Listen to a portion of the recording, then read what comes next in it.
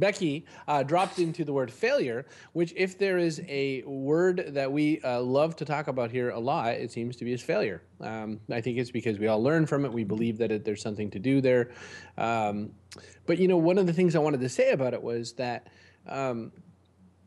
when you are a farmer, for example, or running a very small town business, failure is a lot more close at hand than like when you're not doing such a great job being a business consultant.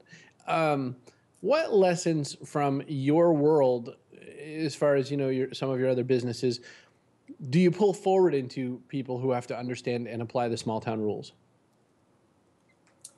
Well, there's a lot. There's a lot there. It varies from, I mentioned life or death on the cattle ranch. And, when you sit in the field and hand feed a heifer to keep her alive, and then it doesn't work and she dies, you have a whole different perspective about, that pay-per-click campaign just didn't go the way I wanted.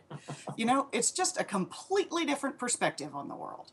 And, your friend Julian wrote in The Flinch that people should get a dog or plant a garden so that they can be better connected to the natural world. And I'm like, I do not need that because I have about as much connection to the natural world as anybody can possibly have.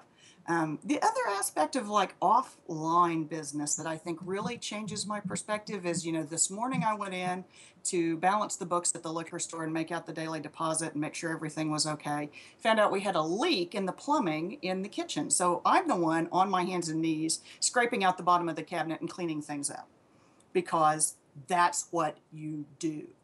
And you don't say, oh my gosh, I want somebody else to do that for me. Or, one of the people that works here should clean that up for me. That's not me that's going to get up. No, that is absolutely me that is down there, hands and knees, cleaning up, because that's what has to be done.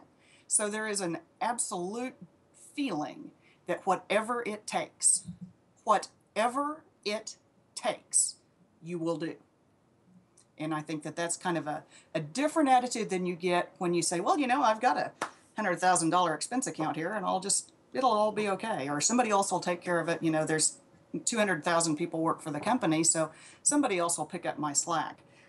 If there's no one else to pick up your slack, you don't leave slack because you have to do it.